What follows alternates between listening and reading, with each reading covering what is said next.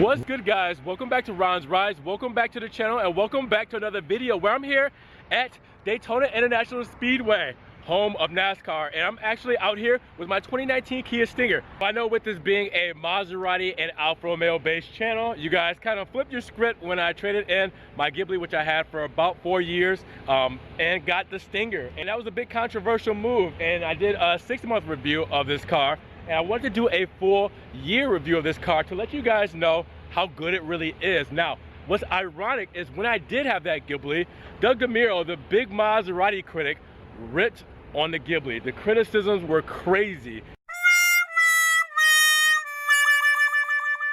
And that video got tons of views, millions of views. Well, then I ended up getting to my Stinger. And then about 6 months ago, Doug DeMuro actually posted a video where he bought a KIA Stinger GT2. So the irony is just insane. Obviously, you know that it's a pretty decent car if he's jumping into it. But with that said, this is my 2019 KIA Stinger GT1, and I'm just gonna cut to the chase. Really what I wanna tell you guys is how much it's cost me over the past year to own, and what I've really liked about it, what has held up, and what hasn't. 2019 Kia Stinger GT1, I've had it for 13 months, all right, so just over a year. I did a 12,000 mile per year lease. Right now I'm at 10,700 miles. So with that said, I have it here, it's dirty, it's just how it should be because I want to keep it real with you guys. You guys have seen all the specs, all right, all that good stuff. You know all that these cars come with options and everything like that. So really what I want to go over is my pros and cons. Now, first thing, I haven't had any issues with this car. Guys, with this having 10,700 miles on it, I have not had one single engine light, one single service vehicle light, one little thing fall apart or fall off or anything like that. It's crazy how well put together this car is as far as build quality and as far as just overall performance and really the beating it can take. This car has launch control. This car is a rear wheel drive. All right, this car has a twin turbo V6. This is a car that you beat on every now and then. And with that said, I mean, it really hasn't had any issues. Now, I haven't had the urge to put it into sport mode and use the power shifters as much as I did the Maserati Ghibli. One thing being is because the exhaust doesn't sound as great, and it is force induced through the speakers, all right? So everything isn't genuine. Now, had it had an exhaust on it, then maybe that's something that I would love to do and, you know, really just kind of bang through those gears. But I only do pulls every now and then when I'm really feeling frisky, but only hit it every now and then. This car, as well as the build quality with the engine and performance, has held up. Well, the exterior, not as much as I would like to. The paint up front is very thin. Now, you guys might not be able to see it here, but with that said, you'll see all kinds of stone chips in this thing, and with this pearl white, I mean, it's Snow White pearl, it's amazing, it's incredible. It looks so good, but the chips kind of get there and they're hard to really, I guess, touch up. You know, it's not something that you can just take some touch-up paint and touch up. I've noticed that the paint just really chips easily. The paint's super thin, but it does look gorgeous. But as far as the exterior, this thing looks great. Everybody still asks me what this car is. Probably because I have the E badges on it, I have the GT badges on it, all right, and on the back I have the E badge as well, which is engineered by Excellence. That is actually Kia's Korean badge. That's what it looks like in Korea. So I have that badge on it, but everybody knows it's a Stinger, everybody knows it's a GT. They just don't know who makes it. And once I tell them who makes it, they're freaking flabbergasted. They don't know what to say about this car. It's insane. But with that said, it's really held up exterior wise. And besides the paint, I feel like the front, you probably want to get a clear bra on it.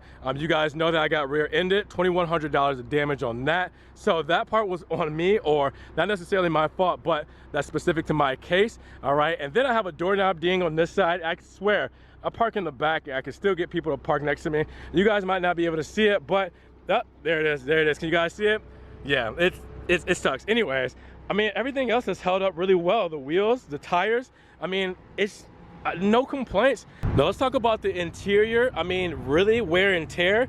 there's not much of it. It held up pretty well. Leather is gonna do what leather does, so it's gonna crease a little bit here. It's gonna fade a little bit, but other than that, this car has held up really well as far as the leather goes. All right, not much. You know, obviously this is the side that gets the most usage, but other than that, I mean, this looks really good on the inside. Like I said, no buttons, you know, would fall apart or come off.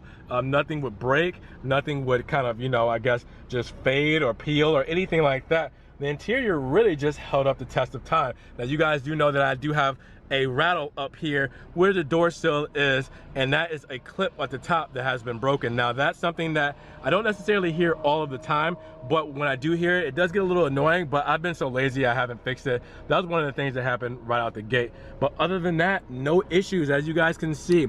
10,766 miles, no lights, nothing like that.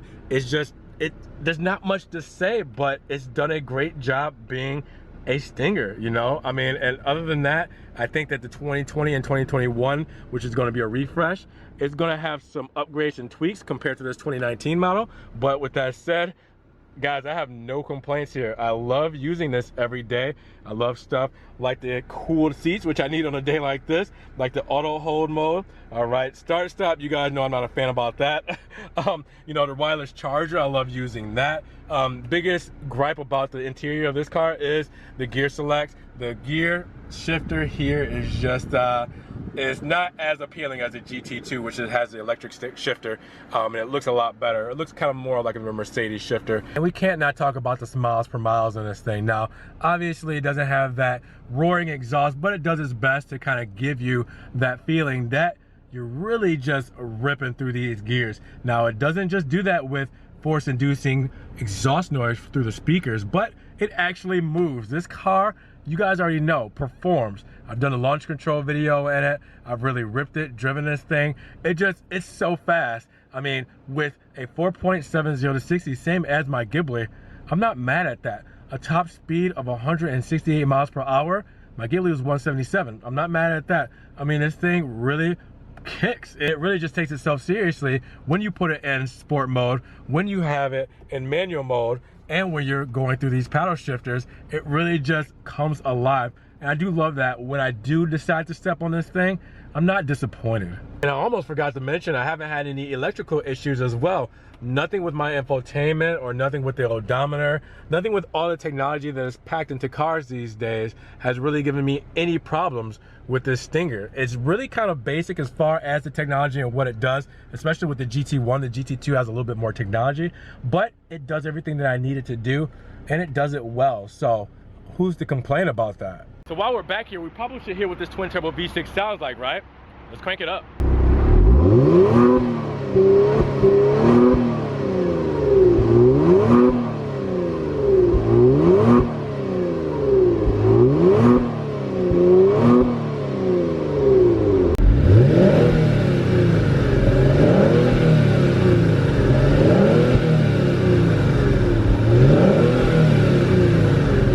This is another one of my favorite parts, all right?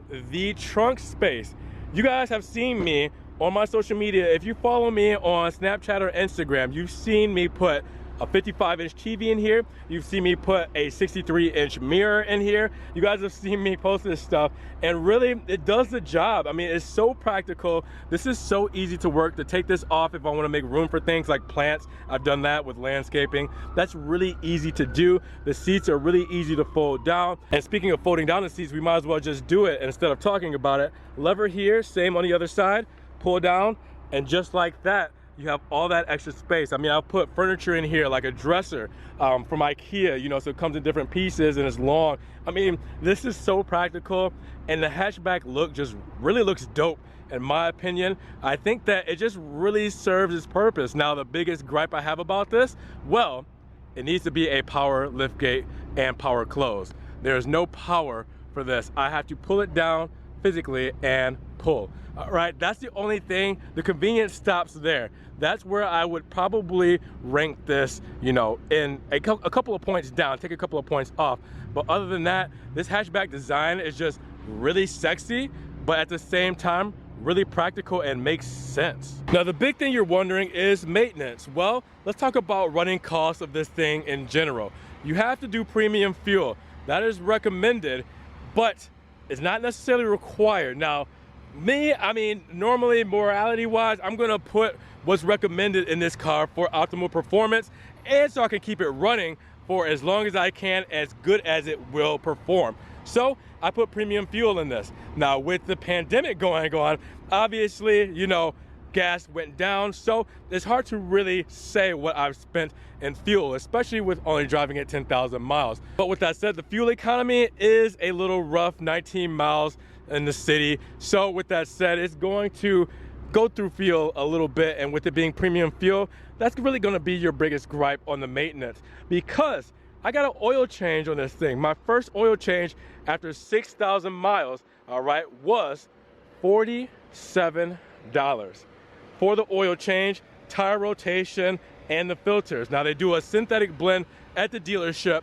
which is why it is 6,000 miles. Now, I went back for my second oil change, and it was supposed to be at 12,000 miles or a year, but obviously I haven't got to 12,000 miles. It's just been a year, and that oil change was $65. So you guys are getting a trend here. That's all it's cost me over the past year. Fuel and my two services was just over $100, and that's it. Now I'll show you guys my paperwork, but with that said, it had my brakes at 7 out of 10. It had my tires at 7 out of 10, so I didn't need to replace my brakes or tires, which with the Michelin Pilot Sports, it's gonna be a little bit more expensive to replace these 19-inch wheels, and these are also Brembo brakes, so that is something that you have to keep in mind when doing your full maintenance on this car, because of the fact that it's going to cost you more than the average Joe, especially for a Kia, that you have to replace the Michelin Pilot Sports and the Brembo brakes. But other than that, this has been a dream to own. Fuel economy and maintenance hasn't cost me much at all. Now before I get out of here, we'll do one more spin around this thing and just look at the full LED headlamps that come with it. All right, the turn signals in the side view mirrors, all right? And you have the beautiful LED tail lamps, which I love so much. Man, those look good with those reflectors there. Probably a little hard to see in the daylight, but wow, I just love this thing. It's just good out the box, which is why I haven't done anything to it. Yeah, I would love to put some carbon fiber and all that kind of stuff on it, but I didn't get this to mod it. I got it because it looked good just how it was, and with saving money, you know, getting married, I built a house, you know, and with the pandemic, thankfully, I didn't still have the Maserati Ghibli, because it would have been hard to make payments because it took an income loss like everybody else. So this came at the perfect time. Low maintenance, all right, normal payments, and insurance. I mean, that's pretty much it. That stuff is going to really just, you know, depreciate, or it's very subjective depending on how much money you put down for your payment, what kind of spec you got, what your insurance record's like. So that stuff is always hard to calculate, but really, I think I'm getting away with the steal in this Kia Stinger GT1, and I'm really happy I have it. But really, to wrap it up, guys, that's pretty much it. I know this was quick. It wasn't super into detail, but really I just want to show you guys what my 1-year ownership experience has been like with this car. And there's not much to say because it's been perfect, damn near perfect. Now I know that there are other Kia Stinger videos out there on the YouTube space. They're gonna do a lot better job at this because their channels are probably more geared towards this car. Mine's geared obviously towards Maserati Alfa Romeo, but I want to share my experience with you guys, and for anyone who's looking into getting one of these cars, not a bad buy. Again, I did 12,000 miles for my lease, and this was $47,000 before taxes. I mean, it's a lot of car for that kind of money. The value is there, and it's because the Kia name. Now, that may change in the future if they decide to continue to make the Stingers, which is a little iffy with sales.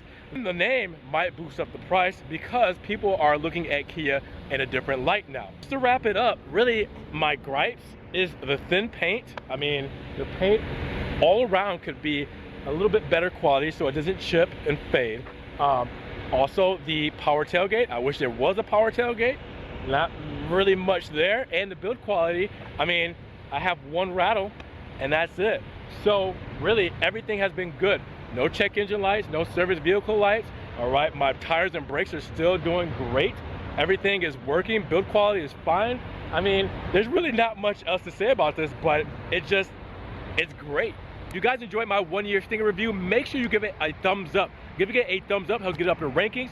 More people can see it, and we can have a bigger discussion on the Kia Stinger GT1 and if it's really worth it to own one of these. Now with that said, in case you guys want to help further support the channel, I have a one-time link donation for my PayPal. You guys can donate $1 or $2 to the channel. Always check the links down in the description. I also have the Ron's Rides merch. Hey, Ron's Rides merch. You can get a t-shirt, you can get tank tops here, you can get stickers, everything Ron's Rides. Make sure you check out that link as well. You can become a Patreon subscriber, check that out as well. And you gotta follow social media, Facebook, Snapchat, Instagram, everything like that. See what I'm posting Ron's Rides that doesn't always make it to the channel. Whether it's Kia, whether it's Alfa Romeo, whether it's Maserati, everything there doesn't always make it here. Now with that said, make sure you guys subscribe, but you gotta click that notification bell so you can get these videos straight to your inbox. And with that said, you guys be blessed, have a great day, be safe out there, and we'll talk to you guys in the next Ron's Rides video. Peace.